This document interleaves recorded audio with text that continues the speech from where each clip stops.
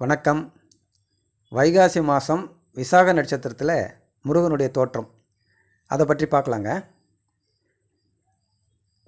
சூரபதமனை அழிக்கிறதுக்காக சிவபெருமானுடைய நெற்றிக்கண்ணிலிருந்து தோன்றியவர் தான் முருகன். அதாவது தவம் இருக்கக்கூடிய முனிவர்களெல்லாம் ரொம்ப அட்டூழியம் செய்து தவமே இருக்க முடியாமல் ரொம்ப பிரச்சனை உண்டு பண்ணிகிட்டு இருக்காரு. அதே போல் நிறைய உலகத்து பாதிப்புகளையும் உண்டு பண்ணிகிட்ருக்காரு. அதனால் அவங்க எல்லாம் சேர்ந்து போய் சிவபெருமான்கிட்ட இதுக்கு ஒரு தீர்வு கொடுக்கணும்னு கேட்கும்போது அவரை பதுமாசுரனை அழிக்கிறதுக்காக முருகப்பெருமானை தோன்ற செய்கிறார் சிவபெருமான்.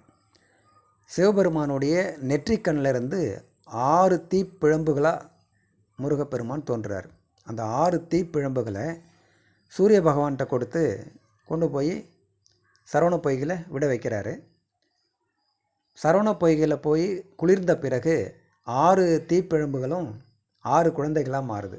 அந்த 6 குழந்தைகளையும் கார்த்திகை பெண்கள் வளர்க்குறாங்க. ஒரு குறிப்பிட்ட காலத்துக்கு பிறகு அன்னை பார்வதி தேவி வந்து அந்த 6 குழந்தைகளையும் அணைக்கும் போது எல்லாம் ஒன்று சேர்ந்து முருகப்பெருமானாக மாறுறாங்க. அந்த முருகப்பெருமான் சூரபதுமனை அழித்து எல்லாரையும் பாதுகாக்கிறார், இந்த உலகத்தை பாதுகாக்கிறார். இப்படி வெளியில் சொல்கிறது, இது பிரபஞ்சத்தில் நடந்த நிகழ்வாக இது சொல்லப்படுது. அதே நம்ம மனித தேகத்தில் எப்படி நடந்திருக்குன்றதை பார்க்கலாம். அதாவது இந்த அண்டத்தில் உள்ளது நம்ம பிண்டத்தில் இருக்குது அப்படின்னு சொல்கிறாங்க. சித்தர்கள் சொல்கிறது என்ன, அண்டத்தில் உள்ளதே பிண்டம், பிண்டத்தில் உள்ளதே அண்டம். அப்போ இந்த பெரிய மகா பிரபஞ்சம் அதுக்குள்ளே எல்லாம் எப்படி இருக்கோ என்ன இருக்கோ அது மொத்தம் சேர்ந்து நமக்குள்ளே ஒரு எக்ஸ்ட்ராக்டாக அப்படியே பதிவு இருக்குது. அப்போது நமக்குள்ளே நடக்கிற விஷயத்தை பற்றி இப்போ நம்ம பார்க்க போகிறோம். நம்ம உயிராக இருக்கிறது, நமக்குள்ளே உயிராக இருக்கிறது சிவன். அந்த சிவன் வந்து சக்தியாக மாறி 2 விதமாக மாறுறாரு. அதாவது ஒளி சக்தி, அதாவது சவுண்ட் எனர்ஜி, லைட் எனர்ஜி, அப்படி 2 சக்தியாக பிரிஞ்சு, ஒன்று பிடரிக்கண் வழியாக முதுகு தண்டு வழியாக கீழே இறங்கி மூலாதாரம் வரைக்கும் வந்து நிற்கிறது வந்து விநாயகர் சொல்லுவாங்க. அந்த மூலாதாரத்தில் அதாவது சவுண்ட் எனர்ஜி, அது நாத சக்தி. அடுத்து லைட் எனர்ஜி தான் முருகன்.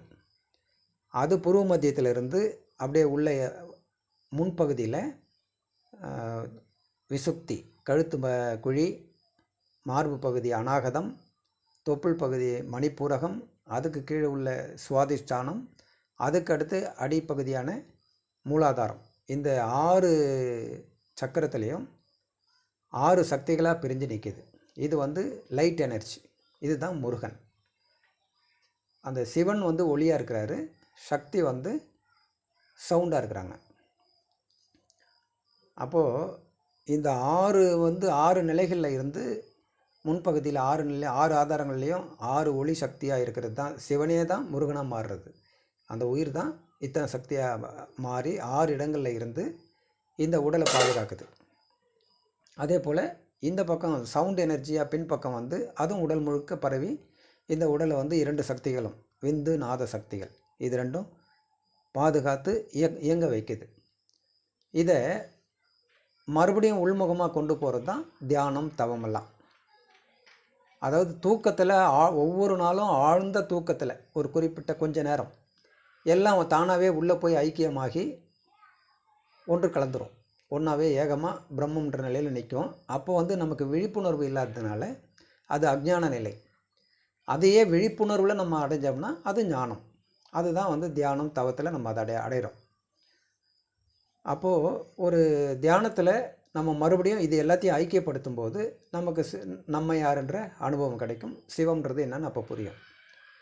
இப்போ தியானத்தில் ஆழ்ந்த தியானத்தில் இருக்கும்போது இந்த மூலாதாரத்தில் இருக்கிற சக்தி அப்படியே மேலே சுவாதிஷ்டானம், மணிப்பூரகம், அநாகதம், விசுக்தி, ஆக்ஞா, அந்த 6லேயும் வந்து மேலே பூர்வ மத்தியான ஆக்ஞாவில் வந்து அப்படியே ஐக்கியமாகும். பின்னாடி இருக்கக்கூடிய முதுகு தண்டு வழியாக வரக்கூடிய விநாயகர் சக்தி, அது விநாயகர் வல்லபை சக்தி தான், அது வல்லபை. அது அப்படியே அதிர்வு சக்திகள், சவுண்டு, அது தமிழில் நாத சக்தி. அது மேலே ஏறி பிடரி வழியாக உள்ளே வந்து அதுவும் பூர்வ மத்தியத்தில் ஐக்கியமாகும்.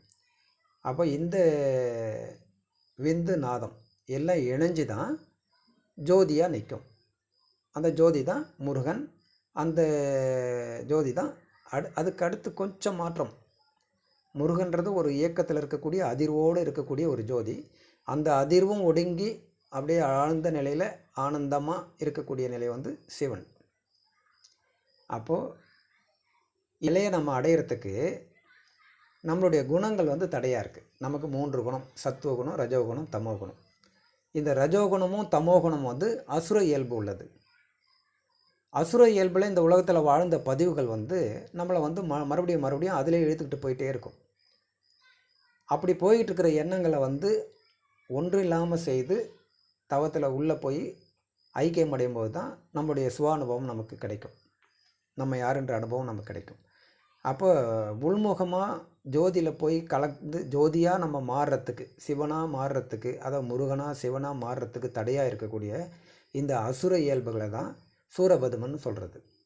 அப்போ அந்த அசுர இயல்புகளை உள்ள புருவ மத்தியத்தில் ஜோதிமயமாக நின்று அந்த நிலையிலேயே தியானம் செய்து அந்த ஜோதியில் அதெல்லாம் அழியும் போது நம்ம முருகனாகவும் சிவனாகவும் அனுபவம் நமக்கு கிடைக்குது. இந்த அனுபவத்தை உள்முகமாக நம்ம பார்க்கணும். புறத்தில் வந்து முருகன் சூரபதுமன் அழிக்கிறாரு.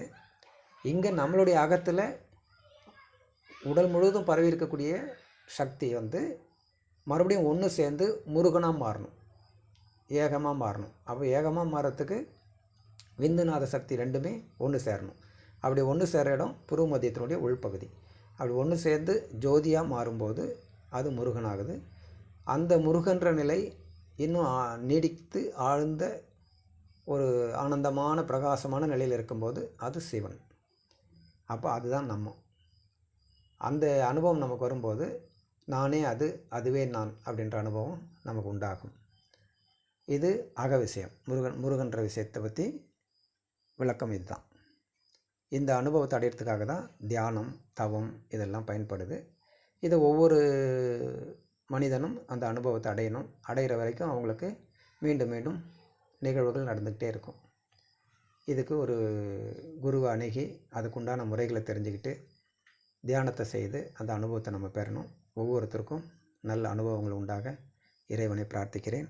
நன்றி, வணக்கம்.